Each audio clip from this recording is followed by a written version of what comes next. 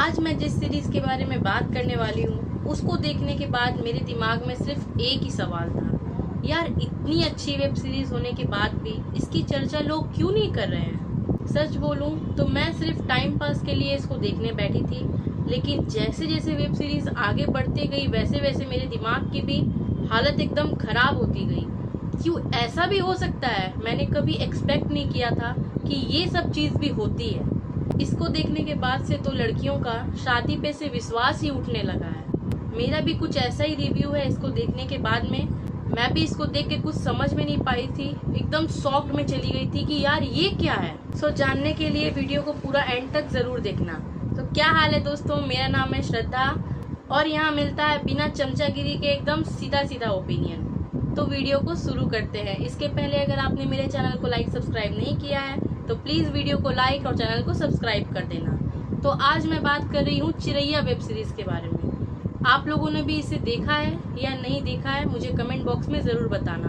तो वीडियो को स्टार्ट करते हैं। कुछ दिन के पहले लड़के सब बात कर रहे थे ब्लू ड्राम के बारे में। वो बहुत वायरल था कि सब कोई मजाक उड़ाता था कि यार कोई भी लड़की के साथ मैं अकेले नहीं जाऊंगा, हनीमून पे नहीं जाऊंगा, क्या पता ब्लू ड्राम में मेरा भी ढलाई हो जाएगा। लेकिन अब तो तुमने चिरैया देखा ही होगा। अब किसके बारे में बात हो रही है? जो लड़कियां तुमसे इतना डर के अपने प्राइवेट पार्ट तक को काट ले रही है ब्रेड से। मैंने तो इसे देखा, मैं एकदम शॉक में चल गई थी कि यार ये क्या हो रहा है। सबसे पहले लोग जो बोलते थे कि तुम छोटा कपड़ा पहन के बाहर में मत जाओ, तुम लेट नाइट मत निकलो, तुम बाहर मत जाओ, तुम लड़की हो, तुम घर पे रहो, ज्यादा तुम्हें बाहर जाना के लिए सही नहीं है, लोग तुम्हें गलत नजर से देखेंगे। अब क्या हुआ? अब शादी के बाद में भी लोग इस तरह की हरकत करेंगे और वो भी कोई दूसरा नहीं, आपका हस्बैंड आपके साथ में ऐसी हरकत करें। मैरिटल रेप के बारे में क्या आपने कभी सुना है? मैंने तो आज तक नहीं सुना कि किसी का मैरिड होने के बाद में भी उसके पति के ही हाथ से उसका रेप होता है। ये तो मैं कभी इमेजिन भी नहीं कर सकती थी। मैंने ये सीरीज देखी, मेरा माथा पूरा का पूरा खराब हो चुका है कि यार ये क्या हो रहा है कि मैरिटल रेप भी होता है। वो लड़की बेचारी का क्या हाल था। खैर वो इतना परफेक्ट ड्रामा की है, इतना परफेक्ट एक्टिंग की है, उसके लिए तो मैं उसे 100 में 100 देती हूँ। लेकिन यार ये जो स्टोरी है इसको आप सोच सकते हो कि ये क्या हो रहा है और क्या पता ये कितनी लेडीज इसको फील कर रही होगी।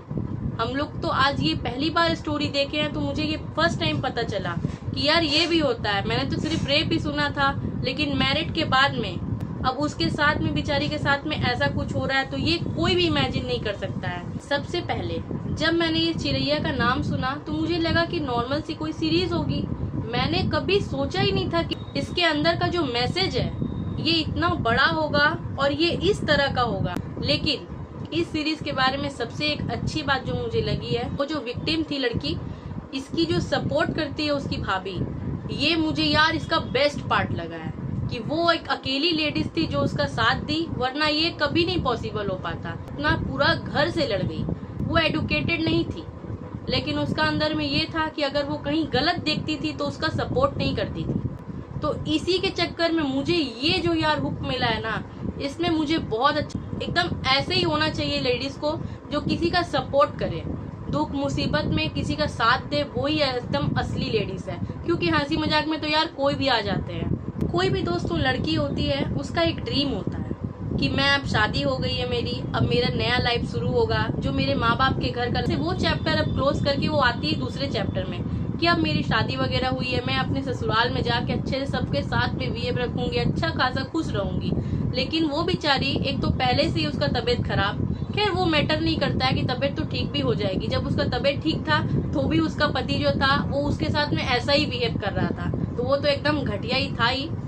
लेकिन किसी का भी एक अपना सोच होता है कि एक लड़की बेचारी वो ना कर रही है, लेकिन उसके बाद में भी आजकल आदमी का हवस इतना ज्यादा बढ़ गया है जिसको कोई सीमा ही नहीं है कि एकदम वो यहाँ से लेट के लिमिट एकदम क्रॉस हो जा रहा है, दिख ही नहीं रहा है। वो आदमी अपना नशा कर लिया है, कैप्सूल वगैरह भी खा लिया है कि मेरी और स्ट्रेंथ बढ़ेगी।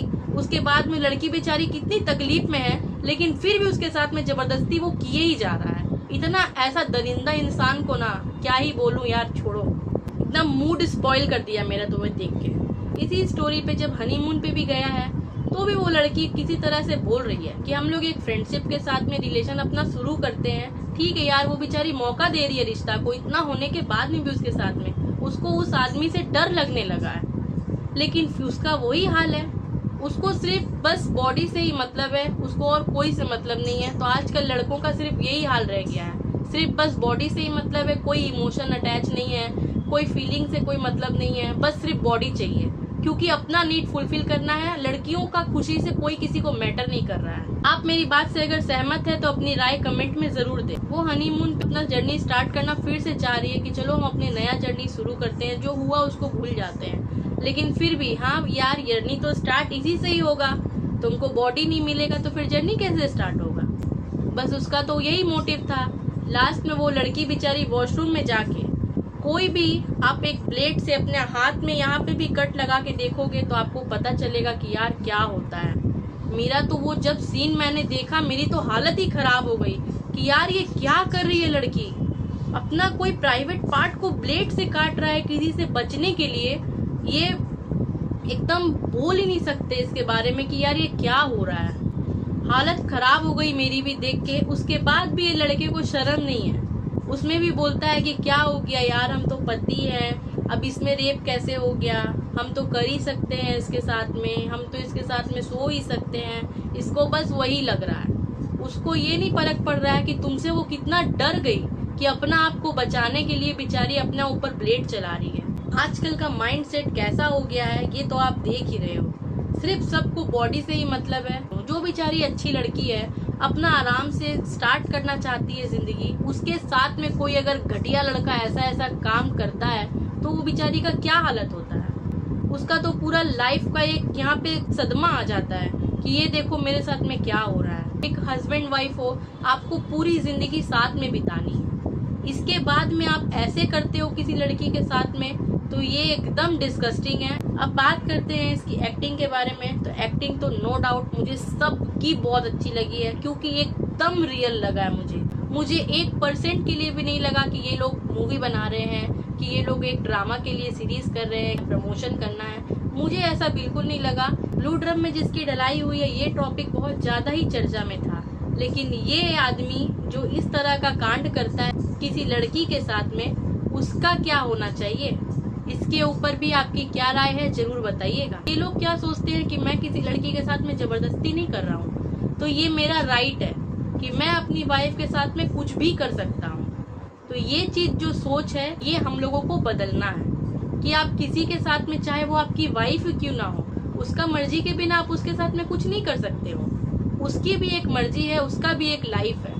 लड़की होने का मतलब ये नहीं है तो ससुराल में तुम्हारा जो होगा तुम्हारे साथ में उसकी जिम्मेदार होगी। जब भी हस्बैंड वाइफ अपना क्वालिटी टाइम स्पेंड कर रहे हो तो इसमें दोनों की मर्जी रहे। ये वेब सीरीज देखने के बाद में मुझे ये तो एकदम विश्वास हो गया है कि हस्बैंड और वाइफ दोनों का हाँ बोलना एकदम जरूरी है।